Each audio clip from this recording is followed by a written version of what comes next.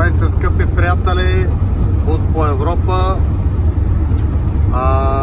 Отново сме на път ние. Денят е сряда, 23 юни и като цяло нещата при нас последните последните 2 дена доста динамично се развика. Наложи се да вземем един експрес за Франция. Това беше в вчерашния ден, на 22-и тръгнахме от Пловдив. Там товарихме едно паленце 100 кг за Франция, 53-ти код. В момента се намираме в Унгария. До този момент като цяло програмата ни се разви по този начин. Тръгнахме от Пловдив след обяда към 5-6 часа. След това направихме кратка спирка в София. 11 часа, грубо казано, и бяхме на Видин. И от Видин карахме до Smart Autohof на Печица, който е около 30 км преди румъно-унгарската граница Надлък. И днеска с нови сили продължаваме. Доста е топличко тези дни. В момента е около 10 без 15 унгарско време и температурата в момента, сега ще ви покажа колко е, не знам дали се вижда, 30 градуса, а е само 10 без нещо. И като цяло това време на годината, хубавото е, че няма кой знае колко движение предвид отпускарския сезон, но въпреки всичкото си е изморително, доста с това топличко време, което пък в интерес на истината доста дълго чакахме, предвид че по-голяма част от юни месец премина във валежи. И така, отиваме към Франция, надяваме се по принцип по живот и здраве, по график трябва да сме утре сутринта или по обяд. Допускате изключение, разбира се. Трябва да сме там, 53-ти код.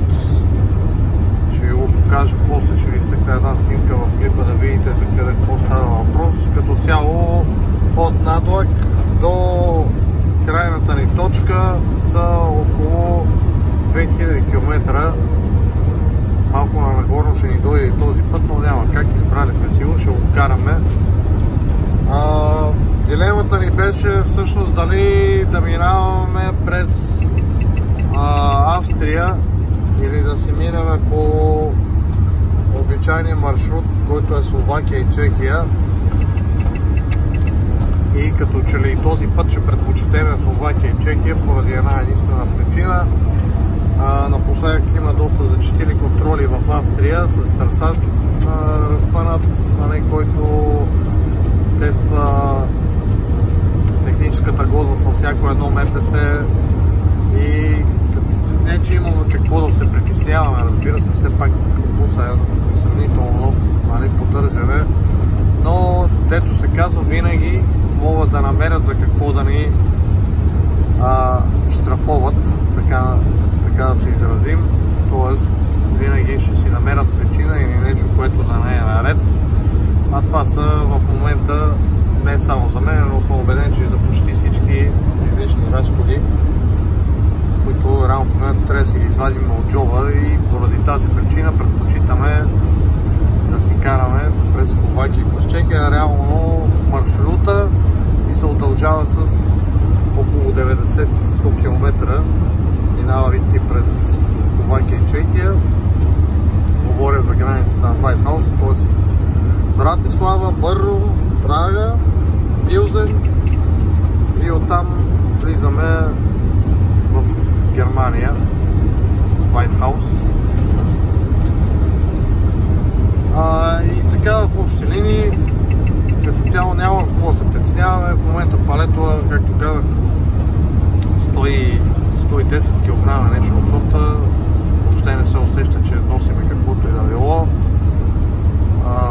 С климатик и тази скорост, която ни е около 110, разхода ни е буквално перфектно.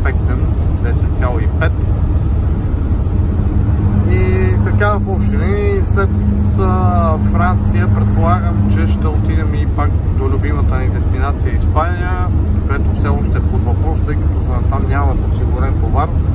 Ще трябва да намерим след като разтоварим утре. Живот и здраве, проблема е единствено, че е края на седмицата и четвъртък и петък са малко, как да кажа,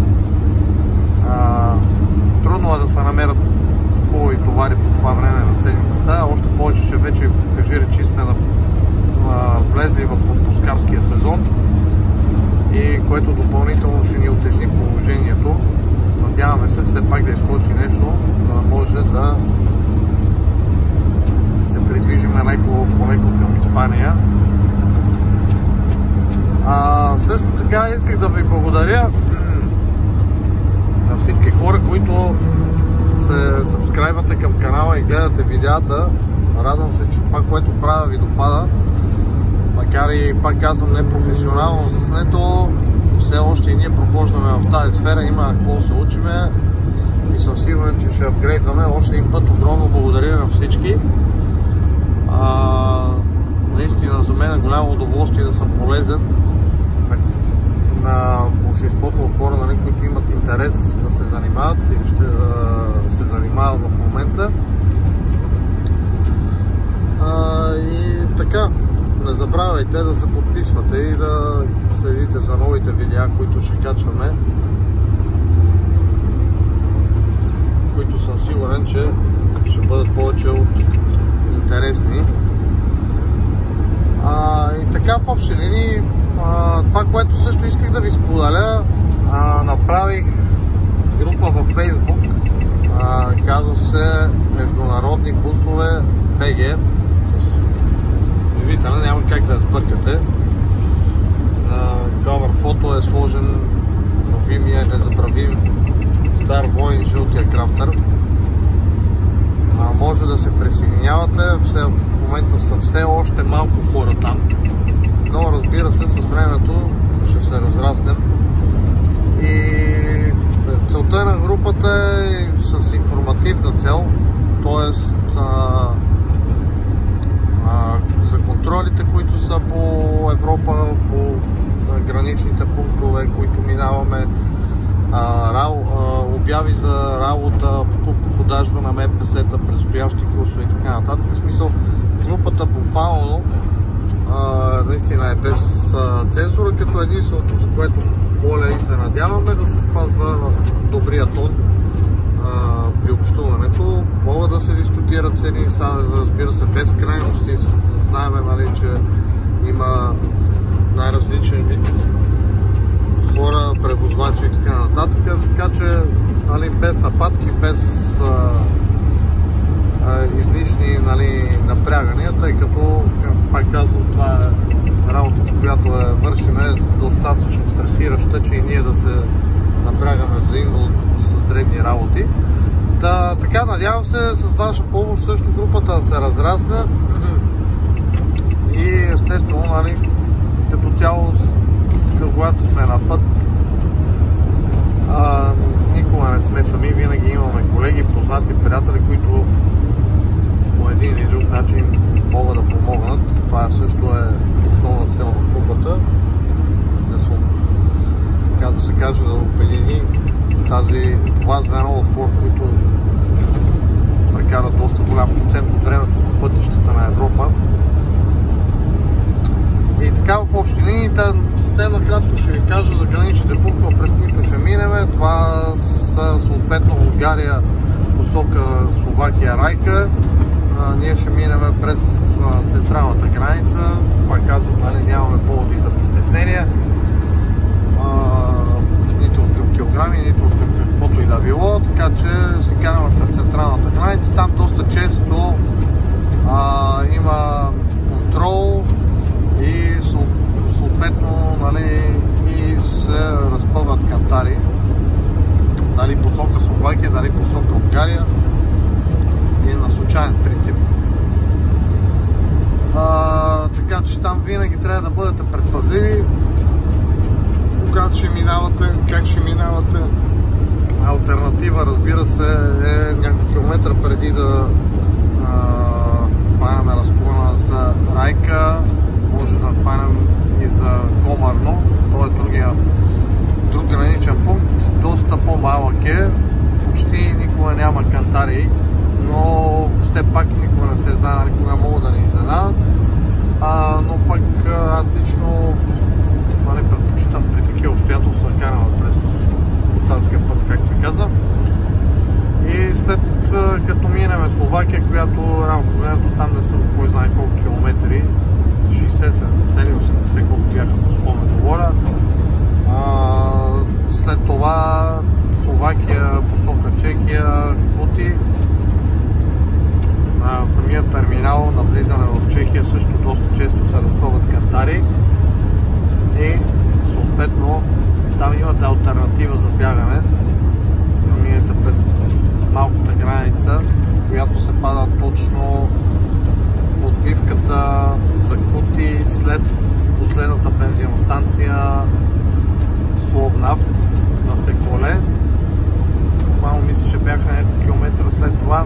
Има отбивка за населеното място Кути, откъдето всъщност мога да минете. Тя навигацията ще ви ограничи стигнало горе-долу, след като хванете това разклонение.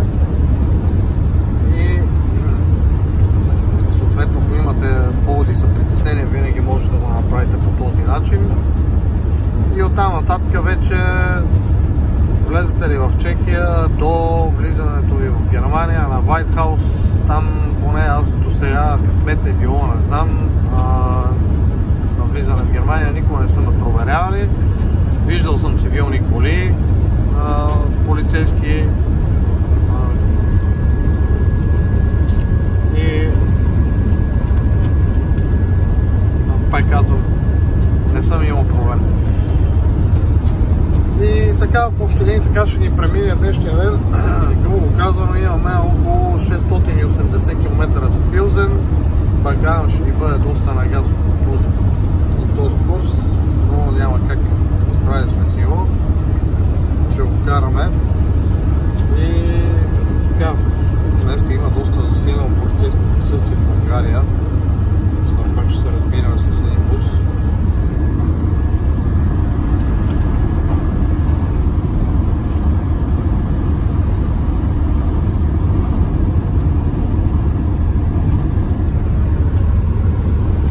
Дали ги виждате в далечината. Доста беха силно трети или четвърти, така се каже, по 3, по 4 полицейски МПС-та се движат един след друг, може би имат някакво мероприятие, не знам.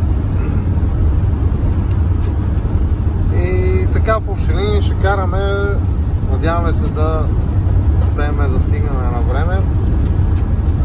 След това като се полекна малко програмата, съм решил да ви направя едно ревю на въпросния Renault Master. Доста време се каня да го направя, поне да добиете представа за какво става въпрос. Ако вече нямате, сигурно съм, че повечето имат, все пак най-широко разпространението МПС за този транспорт. Така че който се колебае, има съответно и други алтернативи. Това са Fiat, другото най-често използвано Peugeot и естествено Citroën, но за тези последно изброените МПС-та няма кой знае какви наблюдения. За Fiat знам само от колеги, познати и приятели, че също са сполучливи, особено тройка дизел, който е мотора. Този мотор всъщност е на Iveco и за сметка на това пък има доста проблеми с скоростните кутии, нещо като детска болест са им. И така в общи линии, смисъл, кажи речи, в повечето случаи всичко е на късмет, какво МПС ще вземете, така че като с всяко едно нещо. И така, скъпи приятели, оставям ви за сега. Благодаря ви още един път, че сме заедно. Пожелавам ви приятно сутрешно кафенце или ако закусвате да ви е сладко, и ще направя едно включване малко по-късно от Чехия, за да добиете представа за техните магистрали в кавички, ако мога така да се изразя.